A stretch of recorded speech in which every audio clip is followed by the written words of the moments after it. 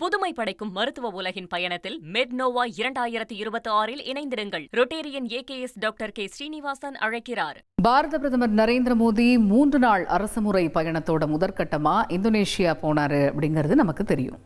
அங்க அவருக்கு பிரம்மாண்டமான உற்சாக வரவேற்பு அளிக்கப்பட்டதை கூட நாமெல்லாம் பார்த்தோம். இந்த நிலையில பிரதமர் நரேந்திர மோடிக்கு இந்தோனேஷியா நாட்டோட மிக உயரிய விருதான பின்தாங் அதிபூர்ணா அப்படிங்கிற விருது வழங்கி கௌரவிக்கப்பட்டிருக்கு. இந்த விருதை இந்தோனேஷிய அதிபர் பிரபுவோ சுபியாண்டோ பிரதமர் நரேந்திர மோடிக்கு வழங்கி கௌரவிச்சிருக்கிறாரு. இந்த விருதை வாங்கின 2வது இந்திய பிரதமர் நரேந்திர மோடி. இதுக்கு முன்னாடி இந்த விருதை 1955 அப்போதைய பிரதமர் ஜவஹர்லால் நேரு வாங்கினார். அது மட்டும் இல்லாமல் 2 நாடுகளுக்கு இடையே பல துறைகளில் புரிந்துணர்வு ஒப்பந்தங்கள் கையெழுத்தானாலும் அதிக கவனம் பெற்றவை அப்படின்னு பார்த்தா பிரம்மோஸ் ஏவுகணை ஒப்பந்தம், அஸ்த்ரா ஏவுகணை ஒப்பந்தம், சபாங் துறைமுக மேம்பாட்டு ஒத்துழைப்பு. ஒரு விருது, சில பாதுகாப்பு ஒப்பந்தங்கள், துறைமுக கூட்டாண்மை. மேலோட்டமாக பார்க்கும்போது இதெல்லாம் நமக்கு ஒரு சாதாரண இருதரப்பு நிகழ்வுகளாக தான் தோணும்.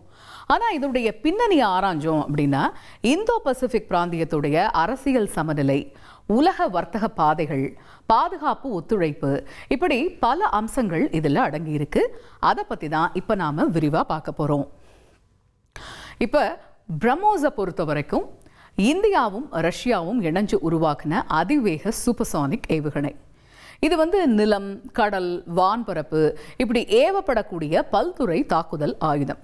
இதெல்லாம் சரி, இந்தோனேஷியா இப்போ இந்த பிரம்மோஸை வாங்குறதுக்கு பல காரணங்களால் இது முக்கியத்துவம் பெறுது. இந்தியா பாதுகாப்பு உபகரணங்களை இறக்குமதி செய்யக்கூடிய நாடு அப்படிங்கிறத அந்த நிலையை தாண்டி ஏற்றுமதி செய்யக்கூடிய நாடாக வலுப்பெறுது. தென்கிழக்கு ஆசியாவில் இந்தியாவுடைய பாதுகாப்பு தொழில்நுட்ப நம்பகத்தன்மை இன்னமும் அதிகரிக்குது. பாதுகாப்பு ஏற்றுமதி மூலமா இந்திய உள்நாட்டு பாதுகாப்பு தொழில், அதே போல மேக் இன் இந்தியா, இந்த முயற்சிகளுக்கெல்லாம் இன்னும் ஊக்கம் கிடைக்கும் அப்படின்னு நம்பப்படுது. இது பிரம்மோஸை பொறுத்த வரைக்கும் சொல்லப்படுறது. அடுத்ததா அஸ்த்ரா ஏவுகணை ஒப்பந்தம். அஸ்த்ரா ஏவுகணையை பொறுத்த வரைக்கும் இந்தியாவிலேயே உருவாக்கப்பட்ட பியாண்ட் விஷுவல் ரேஞ்ச் வகை ஏவுகணை. அதாவது பார்வைக்கு அப்பாற்பட்ட தொலைவில் இருக்கிற எதிரி நாட்டுடைய போர் விமானங்களை ரேடார், சென்சார் உதவிகளோட கண்டறிஞ்சு தாக்கக்கூடிய திறன் கொண்டது தான் இது. இந்த அஸ்த்ரா ஒப்பந்தம் மூலமா இந்தியாவுடைய சொந்த ஆராய்ச்சி, தொழில்நுட்ப திறன் இதெல்லாமே வெளிப்படுது. மேம்பட்ட வான்படை ஆயுதங்களை பொறுத்த மட்டும் உலக சந்தையில் இந்தியாவுக்கு அதிகமான வாய்ப்புகள் உருவாகும் அப்படின்னு நம்பப்படுது. இப்போ இந்த ஒப்பந்தம் கையெழுத்தாகி இருக்கிறது மூலமா. இப்போ இந்த ஒப்பந்தத்துடைய முக்கிய அம்சமா பல ஆய்வாளர்கள் குறிப்பிடுறது இந்த சபாங் துறைமுக ஒத்துழைப்பு தான். இந்தோனேஷியாவுடைய வடமேற்கு பகுதியில் இந்த சபாங் துறைமுகம் அமைஞ்சிருக்குது. அது மட்டும் கிடையாது, உலகின் மிக முக்கியமான கடல் வர்த்தக வழித்தடங்களில் ஒன்றான இந்த மலாக்கா நீரிணைக்கு ரொம்ப பக்கத்திலேயே அமைஞ்சிருக்கு இந்த துறைமுகம். உலக வர்த்தகத்தோடைய பெரும் பகுதி மலாக்கா நீரிணை வழியாக தான் நடக்குது. குறிப்பாக சொல்லணும் அப்படின்னா சீனா, ஜப்பான், தென்கொரியா இது மாதிரியான நாடுகளுக்கான எரிசக்தி, அதே போல் சரக்கு போக்குவரத்துடைய பெரும் பகுதி இந்த மலாக்கா நீரிணை வழியாக தான் போகுது. அப்போ இந்தியாவும் இந்தோனேஷியாவும் போட்டிருக்கக்கூடிய இந்த சபாங் ஒப்பந்தம் கடல்சார் இணைப்பை இன்னமும் வலுப்படுத்தும் அப்படின்னு நம்பப்படுது.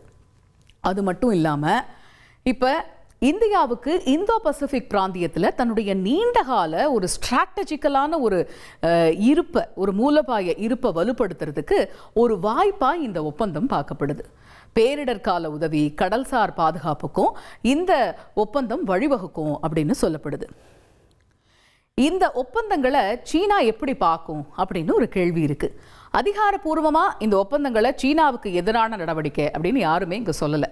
இருந்தாலும் சர்வதேச பாதுகாப்பு ஆய்வாளர்கள் எல்லாமே இந்தோ பசிபிக் பிராந்தியத்தில் சீனாவுக்கு சவால் விடக்கூடிய ஒரு ஒப்பந்தமாக தான் இந்த ஒப்பந்தத்தை பார்க்குறாங்க. காரணம், தென்சீன கடல், இந்தோ பசிபிக் பகுதி இப்படி தன்னுடைய செல்வாக்கை விரிவுபடுத்திக்கிட்டே வருது சீனா. இப்போ இந்தியா, இந்தோனேஷியா, ஜப்பான், ஆஸ்திரேலியா இந்த நாடுகள்லாம் கடல்சார் ஒத்துழைப்பு அதிகரிக்கிறது அப்படிங்கிறது பிராந்தியத்தில் ஒரு சமநிலையை உருவாக்கக்கூடிய முயற்சியாக தான் கருதப்படுது. இது சீனாவுக்கு ஒரு சவால் அப்படின்னு சொல்லப்படுது.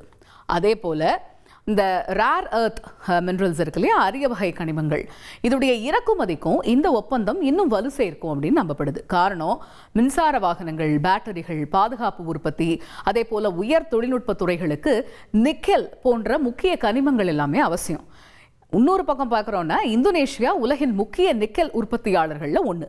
இப்போ இந்த ஒத்துழைப்பு மூலமா இந்தியாவுக்கான மின்சார வாகன உற்பத்தி, அதே போல உயர் தொழில்நுட்ப துறைகளுக்கு நீண்டகால மூலப்பொருள் பாதுகாப்பு கிடைக்கும் அப்படின்னும் சொல்லப்படுது.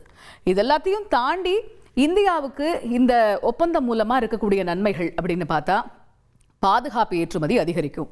இந்தோ பசிபிக் பிராந்தியத்தில் அரசியல், கடல்சார் செல்வாக்கு இந்தியாவுக்கு இன்னும் வலுப்படும். அதே போல ஆசியான் நாடுகளுடனான அந்த உறவு அப்படிங்கிறது இன்னும் விரிவடையும். இந்திய பெருங்கடல் பசிபிக் இணைப்பில் இந்தியாவுடைய பங்கு அதிகரிக்கும். இது போன்ற நிறைய நன்மைகள் இந்தியாவை பொறுத்த வரைக்கும் இந்த ஒப்பந்தம் மூலமா இருக்கும் அப்படின்னு வல்லுநர்கள் எல்லாமே குறிப்பிடுறாங்க. அதுவே இந்தோனேஷியாவை பொறுத்த வரைக்கும் என்ன அப்படின்னு பார்த்தா, ஒரு மேம்பட்ட பாதுகாப்பு ஆயுதங்களை பெறக்கூடிய வாய்ப்பு அவங்களுக்கு உருவாகுது. இந்தியாவுடன் தொழில்நுட்ப அதே போல பாதுகாப்பு கூட்டாண்மை இன்னும் வலுப்படும் அப்படின்னு நம்பப்படுது. துறைமுக மேம்பாடு, அதே போல கடல்சார் உட்கட்டமைப்பு, இது எல்லாமே வளர்ச்சி அடையும் அப்படின்னு சொல்லப்படுது. முக்கிய கனிமங்கள், அதே போல இந்த தொழில்நுட்ப முதலீடுகள், இது எல்லாத்துலேயுமே கூடுதல் ஒத்துழைப்பு கிடைக்கும் அப்படின்னு சொல்லப்படுது. அதே போல இந்தியா இந்தோனேஷியா இடையே கையெழுத்தாக இருக்கக்கூடிய இந்த ஒப்பந்தங்களுடைய உண்மையான வெற்றி அப்படிங்கிறது இது என்ன சொல்லும் அப்படின்னா, எவ்வளவு விரைவாகவும் எவ்வளவு திறம்படவும் நடைமுறைப்படுத்தப்படுது அப்படிங்கிறத பொறுத்து தான் இது இருக்கு. அறிவிக்கப்பட்ட ஒப்பந்தங்கள் செயல்பாட்டில் வெற்றி பெற்றால் இந்தியா இந்தோனேஷியா உறவு இரு நாடுகளுக்கும் மட்டும் கிடையாது, இந்தோ பசிபிக் பிராந்தியத்துடைய பாதுகாப்பு, பொருளாதாரம், அதே போல புவிசார் அரசியல் சமநிலை, இப்படி ஒரு குறிப்பிடத்தக்க தாக்கத்தை நிச்சயமா இது ஏற்படுத்தும் அப்படின்னு வல்லுநர்களால நம்பப்படுது. புதுமை படைக்கும் மருத்துவ உலகின் பயணத்தில் மெட்னோவா 2026 இணைந்திருங்கள். Rotarian AKS doctor K. Srinivasan அழைக்கிறார்.